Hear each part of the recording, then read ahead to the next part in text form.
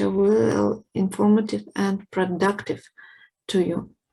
I want to remind you to write down your group number and your full name in the chat. Later I will check who is present and who is absent. And if during our lecture you will have some questions, at the end of our lecture I will give you time and you can ask me and I will explain you more detail about some interesting questions for you. So let's begin. The topic of our lecture is mental state examination. Mental state examination we can define as an ordered summary of the examining doctor's observations as to the patient mental experience and behavior at the time of the interview. Its purpose is to suggest evidence for and against a diagnosis of mental disorders. And the second purpose is, if mental disorders present, to record the current type and severity of symptoms. So there are two main purposes of mental state examination. The information obtained should, together with a psychiatric history, enable a judgment to be made regarding the presence of and severity of any mental disorders and the risk of harm to self or others. The required information can be obtained during the course of history taking or in a systematic fashion afterwards. The mental state examination should be recorded and presented in a standard format or in specific blank if you have this blank. Also, the information contained may derive from material gained in a different way. It is helpful to record the patient's descriptions of significant symptoms word for word. Mental state examination includes several components. First one's appearance. Appearance includes substages like apparent age, racial origin, style of dress, level of cleanliness, general physical condition, and abnormal involuntary movements, including tics, grimaces, stereotypes, dyskinetic movements, tremor, and etc. It's appearance. The second big part of mental state examination is behavior. Behavior. When we describe behavior, we should pay our attention for next criteria. First, appropriateness of behavior. Second one, the level of motor activity, apparent level of anxiety. Eye contact is very important too. Rapport is necessary. Abnormal movement or posture. Episodes of aggression during your interview or in the case history, in the history of his disease, and distractibility.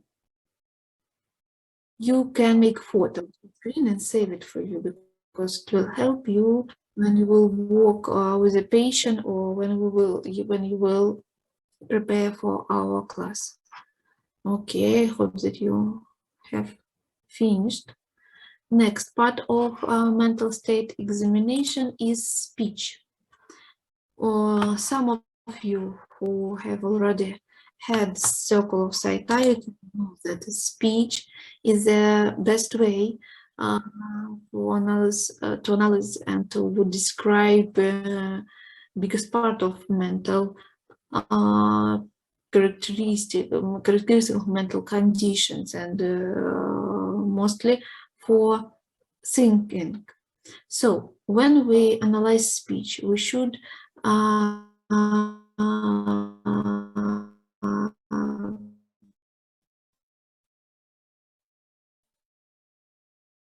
describe volume and fluency. Next one, abnormal associations, clang and toning. And the last one is the flight of ideas. These criteria should be described in clinical conditions, in clinical symptoms of patient state. Next one part is perception. Perception includes hallucination and pseudo-hallucination. Then depersonalization and derealization. And the last one, it's illusion and imagery. You can notice that we differentiate hallucination and illusion here in different groups, even in the same group of false perception. But here we classify perception according main diagnostic criteria of false perception. I hope that later you will understand, and I will explain you more detail. The next group of criteria, diagnostic criteria, it's a mood criteria or affective criteria.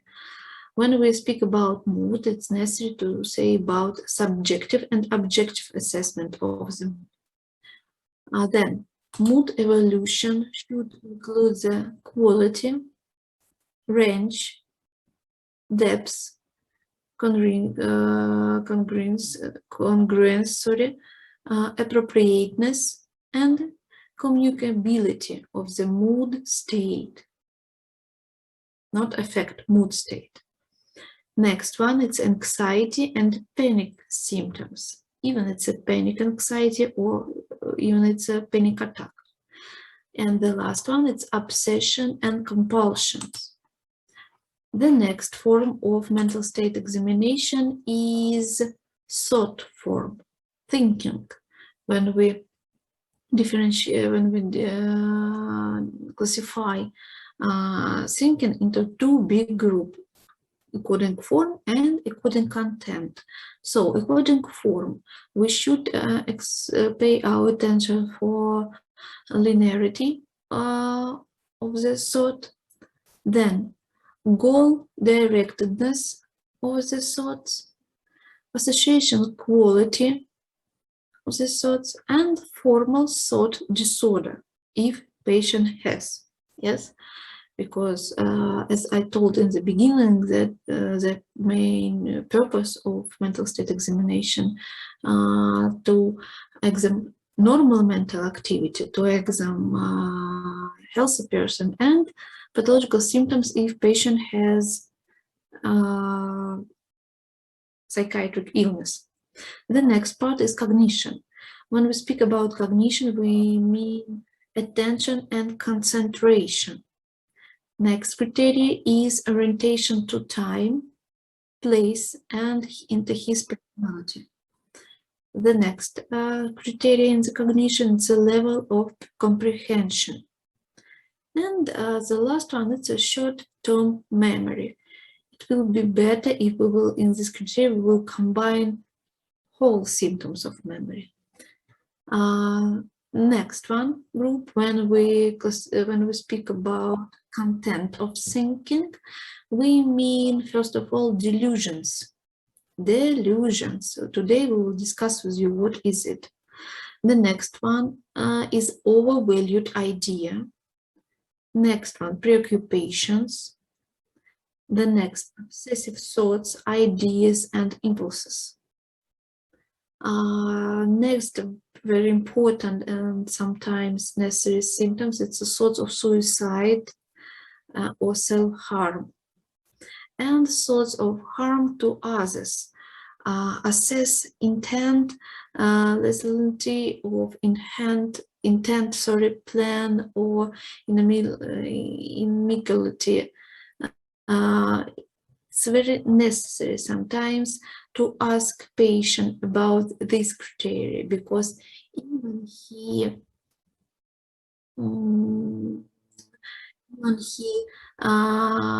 doesn't explain them spontaneously, it's necessary to ask particular questions and ask more detailed questions in this area, because very often when patient has, for example, delusions or another pathological symptoms of thoughts, so when he can't analyze, when he can't understand the meaning of his illness thoughts, that he can't understand that the illness, it's diseases, and it's necessary to treat and necessary to find a help and so on.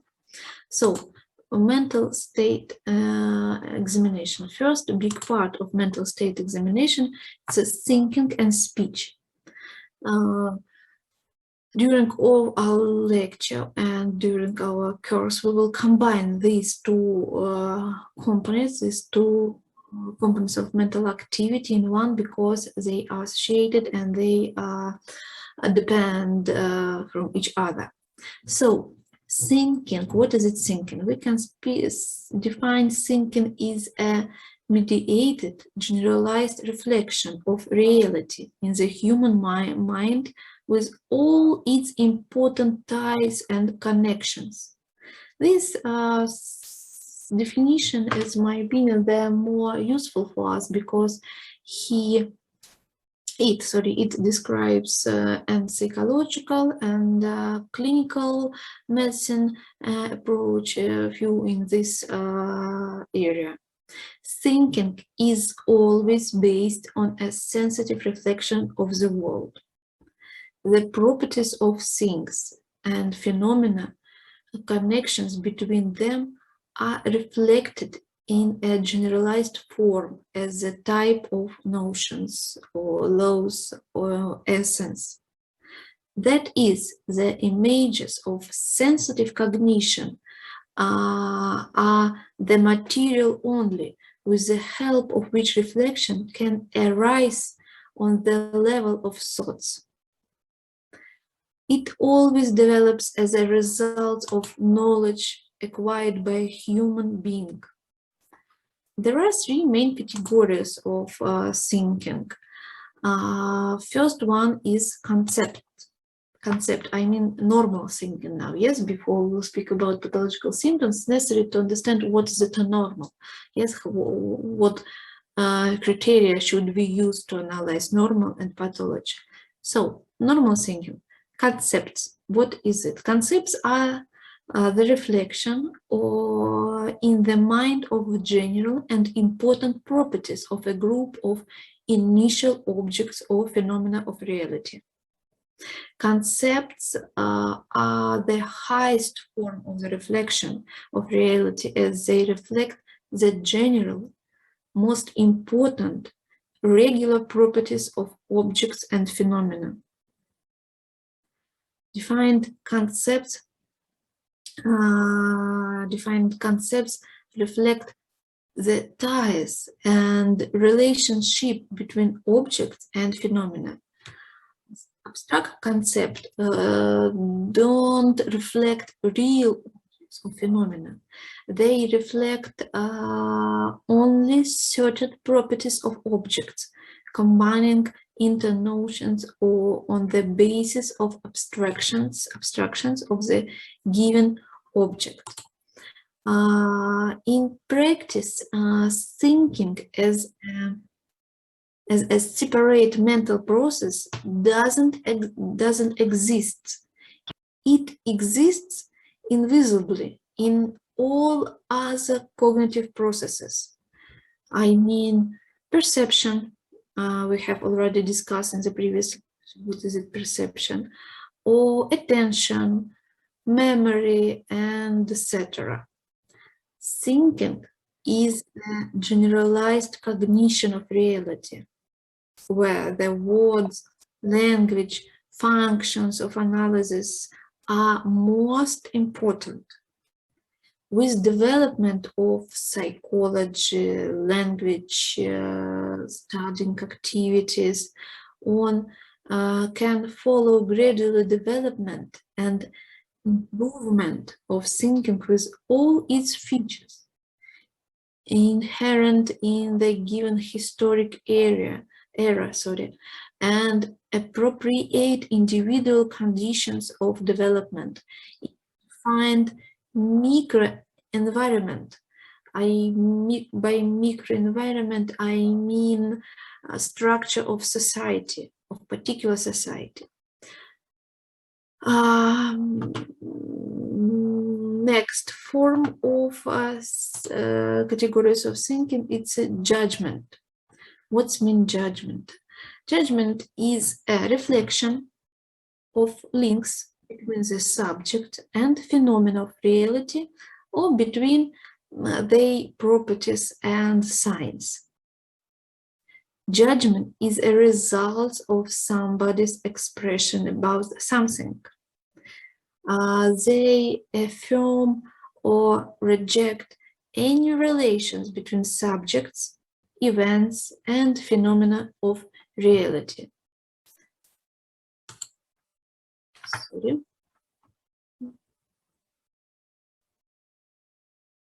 Conclusion. Yes, conclusions. Thank you. Sorry, there are some problems with my computer, but I hope that we will solve all of them. Okay, conclusion. The third one, categories of thinking, is conclusion. When we speak about conclusion, we mean as conclusion is a link between different thoughts, judgments, and this link is resulting in getting different judgment from one or several judgments, or withdrawing it from the content of initial judgments. So these are three main forms of normal thinking. Now let's start speak about disorders of thinking by form. As I told previously, we can classify all disorders of thinking into two big groups. It can be disorders of thinking by form and by content, or another name by pace and by structure. Okay, by form. By form, disorders of thinking at a pace are represented by the following symptoms. First, acceleration. What does it mean? Acceleration means thinking which is characterized by an acceleration of the pace of speech, a leap of ideas that, with a significant decrease in tempo, don't have time to be expressed. For example, another name of acceleration, fuga diatorum. It's a more academical term of acceleration. Next symptom is opposite symptom of acceleration. It's slow thinking. Wait a second. Give me someone wants to come to our conference. Please come. So next one, it's slow thinking. Slow thinking, a decrease in the number of association and slow down in the pace of speech, and this slowdown, this decrease accompanied by difficulty in choosing words and forming general concept and conclusion. So we can see, just summarize, we can see changing not only this speed and character of thinking, but in the ability to choose this word, to construct the main idea. It's a slow thinking. The next one, it's mentism. Mentism. What is it? Mentism is an influx of thoughts, which is often violent in nature. Usually, such thoughts are diverse and cannot be expressed in patient. Patient can't express them, can't explain. Next one, it's a Sperrung. It's a German term, Sperrung, or blockage of thoughts. A blockage of thoughts perceived by the perceived by the patient is a break in thoughts, a sudden emptiness in the head, silence, and so on. Sperrung and mentism are more characteristic for schizophrenia. Very often when these two symptoms can be like diagnostic criteria for schizophrenia. Disorders of thinking by structure can be divided into changes in the system of logic, I mean paralogical thinking, then changes in the smoothness and coherence of thinking. What does it mean? First kind, it's a pre-logical thinking. Pre-logical thinking, is equivalent of the mythopoetic thinking described above when we speak. In psychopathology, such thinking is characterized by feeling images and representations with ideas of witchcraft or mysticism, of psychoenergetic or religious heresy, and etc. It's a pre-logical thinking. Next one, it's autistic thinking. Some of you who have already had the Circle of Psychiatry know that what is it, autistic characteristic of personality when we speak about schizophrenia, or clear form of autism.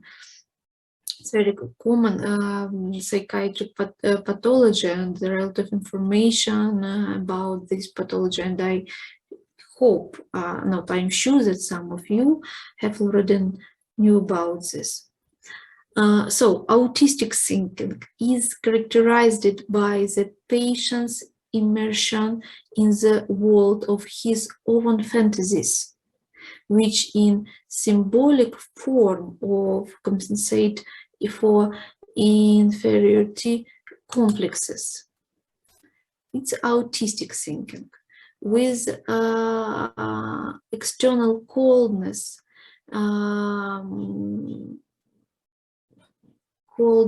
and detachment from reality, indifferences in the rich, bizarre, and often fantastic inner world of the patient is striking. Some of these fantasies are accompanied by visualization, by representation into his visual activity, into his brain, and they will the creative production of the patient. and they can be filled with a deep philosophical content. Autistic thinking is based on fantastic logic, very fantastic logic, and this fantastic logic is understandable based on unconsciousness, individual motivation, and is a compensation for high sensitivity to stress. Therefore, the autistic world is a kind of escape from the cruel reality. Sometimes we can speak about this. Okay, next form, it's formalizing thinking. What is it? Formalizing thinking can also be described as bureaucratic thinking, yes? The cognitive, what does it mean? It means the cognitive life of such patient is filled with rules or regulations and schemes that are all these. The rules and schemes, they are usually drawn from the social environment, or they are associated with upbringing. It is impossible to go beyond these schemes, and if reality doesn't correspond, doesn't answer to them, then such individuals with bureaucratic thinking, they have anxiety or opposite reaction like protest or a desire for edification and etc. It's a formalizing thinking. Next one, it's symbolic thinking. What does it mean? Symbolic thinking. Symbolic thinking is characterized by the production of symbols, different symbols. It can be idea symbols or symbolic subject, or just a drawing, maybe some number, some letter, color, some symbols of company, and so on. And this thinking, as I told, for characterized by production of these symbols, and they are understandable only to the patient himself. So all another people, they can't understand the meaning of this specific and of specific symbol, but patient can. For them, for us, for example, some color means just a color. Yes, for him, it's this color has another meaning, another emotional components, and so on. Symbolic thinking can be extremely pretentious and expressed by invented words, neologisms. What is it, neologism? Neologisms, it's new terms patient combined, which patient did, and he used this term he active used them in his life, in his speech, and only he can understand, and nobody can't understand the meaning of these words. And next form of thinking, it's an incoherent thinking. What just incoherent? With such thinking, this is no connection between individual words in a sentence, repetitions of individual words, perseverations often appear. So these are the main groups of thinking. Let's continue. What another forms of disorder by structure? It's a verbigeration. Verbigeration. Verbigeration is a thinking disorder in which the connection is broken not only between words but also between syllables. The patient can pronounce individual sounds and syllables stereotypically. Verbigeration and perseveration and echolalia, these three symptoms very often they associated with motor component. I mean with psychomotor pathology, psychomotor activity like stereotypes, like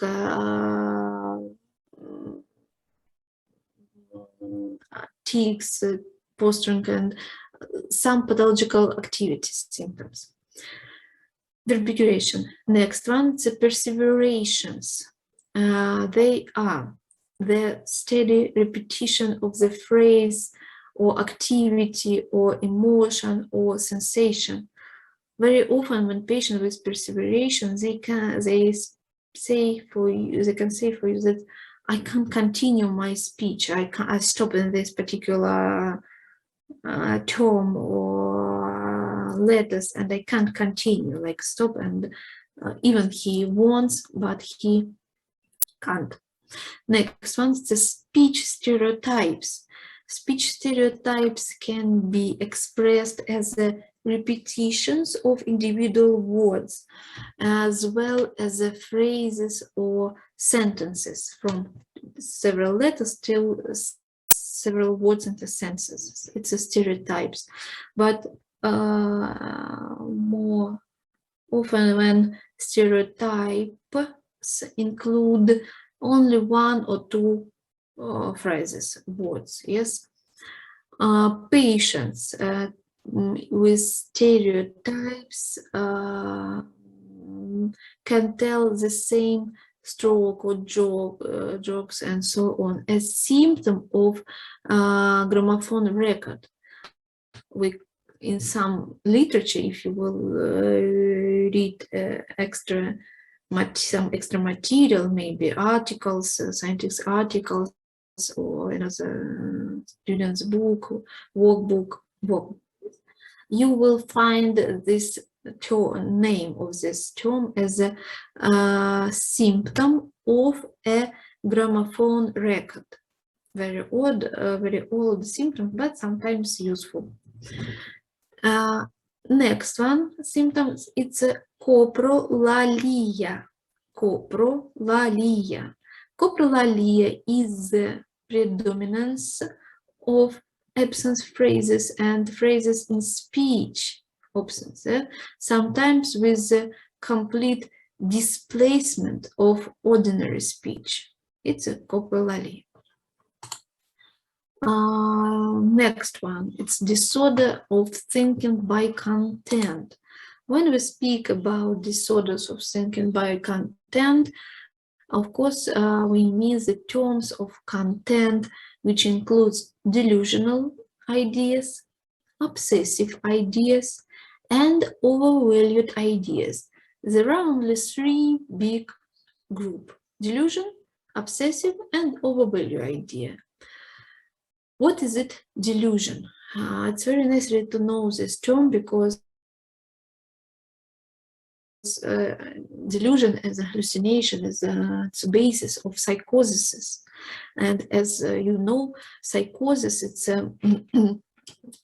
biggest part of psychiatric disorders and diseases. They have psychosis as the basis of the clinical picture, of the clinical symptoms. So, delusion, what is it? It is a false personal belief which based on incorrect inference about external reality and firmly sustained in spite of what almost everyone else believes, and in spite of what constitutes incontrovertible and obvious proof or evidence to the contrary. Delusion idea doesn't lend themselves to persuasion. And there is not criticism of them from the patient himself. Patient, he doesn't understand, he doesn't realize that he has psychiatric problem, that he has psychiatric disease, his illness. And this is a more important and at the same time is a more dangerous criteria of delusion, that patient can't understand the principle, the main idea of his disease and disorders. For patients with delusion, they thoughts, they beliefs normal for them, and it's impossible for them to understand. There are several stages of delusion, and you should know about them. According to Conrad, we can classify delusion into several stages. First one, tremor. What is it? The delusional premotion, which includes anxiety, detection of the source of the formation of a new logical circuit of his base of his delusion. Next one, it's apophenia. What is it, apophenia? The formation of a delusional idea. Its crystallization, it's been delusion crystallization, sometimes a sudden insight, apophenia. And the third one is apocalypse. What is it? It's the collapse of the delusional system due to therapy or affective exhaustion. It's a apocalypse. Three forms: tremor, apophenia, and apocalypse. It's like 3 stages of delusion. According to the mechanism of education, delusion can be divided into primary. I will try to show you primary. What is it into primary and secondary delusion? What is it, primary delusion? Primary delusion is associated with, they are associated with the interpretative logic, and secondary delusion associated with the formation of holistic images. For example, under the